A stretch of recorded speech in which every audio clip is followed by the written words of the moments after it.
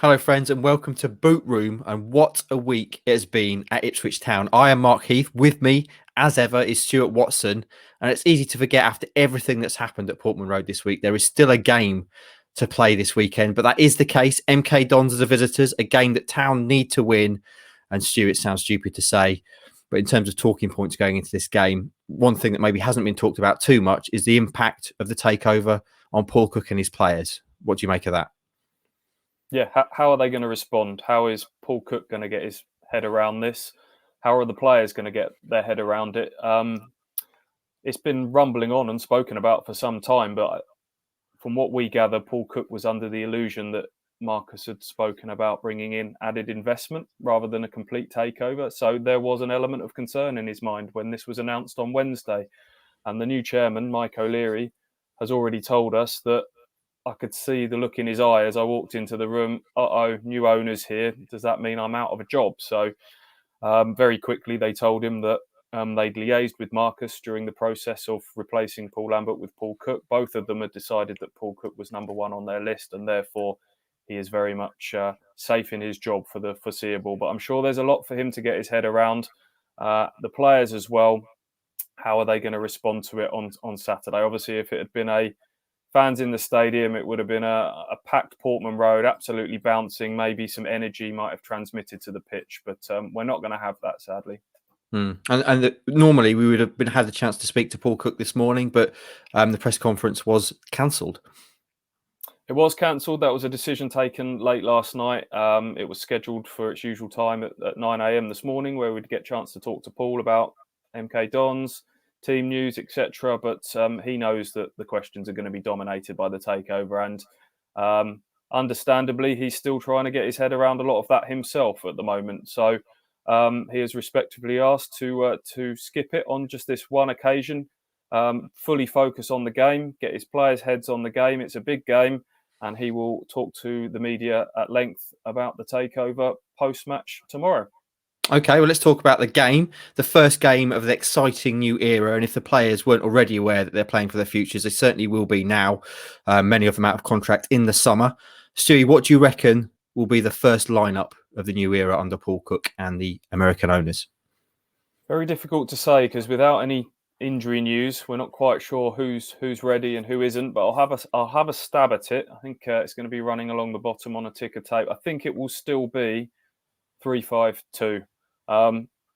They haven't exactly sparked to life since changing to wing backs, but I do think it's probably their most solid formation at the moment. And I think Paul Cook has kind of thrown his ideals out the window, and this is all about just getting results now. So while they didn't look like scoring in a million years against Rochdale, they've also looked pretty solid with that as well. So same back four, including the goalkeeper, Holy, Wolfenden, Enciala and Chambers. I'm not sure Wilson is back anytime soon from what we hear with the injury that he's got. Edwards, right wing back. I think there might be a change on the left. Stephen Ward's looked a little bit ropey in the last few games. Miles Kenlock is back from an injury. He came on late last weekend. So I can see him back on the left. Midfield's an interesting one. Flynn Downs. There's been a few little hints from Paul Cook. It's been a long week. Yeah. From Paul Cook that Flynn Downs might be back on the scene sooner rather than later. So it wouldn't shock me to see him at least in the squad, maybe not straight in the starting lineup. So I'll go with Dazelle. And I've put Judge in a slightly deeper role instead of Bishop. The reason being, I think they might change the number 10. And I think Armando Dobra, for me, deserves a start. I think he's looked lively off the bench. He's raw, yes, but he's got that real competitive edge. And I thought he looked like he made a difference off the bench at Rochdale. So maybe a start for him. Up front's going to be very interesting. Jackson and Parrott toiled last weekend, didn't really offer too much. I hope that Norwood is back again after a thigh problem because he really looks like the only one with goals in him. And I wonder if Ollie Hawkins might start as well. The big man, he came on and caused a bit of chaos late on against Rochdale. He's a different option. Other options haven't tried. Why not?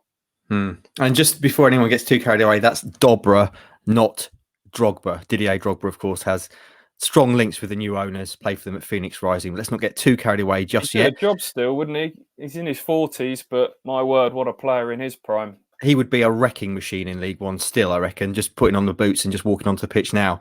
Right then, Stu, game prediction. We really want to win. Obviously, Town need a win. A win would be great to keep the good feeling going around the club. We don't want another dull, drab, 0-0 draw. So what are you going to predict? I'm going to say, sadly, as optimistic as I feel and excited as I feel about the future, I'm just not sure about this current crop. And I can see it being a 1-1 draw at Portman Road tomorrow. What do you reckon? The change of manager didn't exactly spark them into life. So I wonder if anything, it's added a bit more fear into these players. So I worry the takeover might add another layer to that. Had there been fans in there, I'd have been more optimistic, but there's not. I'm sorry to end this really exciting week on a downer, but I think they might lose, you know. Dons were a decent team. They won 4 in a row recently. I was really impressed with them in the reverse fixture. They keep the ball really well under Russell Martin. I think they'll lose 2-1. Sorry. Okay, well, there you go. Hopefully we're both wrong. It certainly wouldn't be the first time. Enjoy the game, the start of a new era, and we'll speak to you again next time.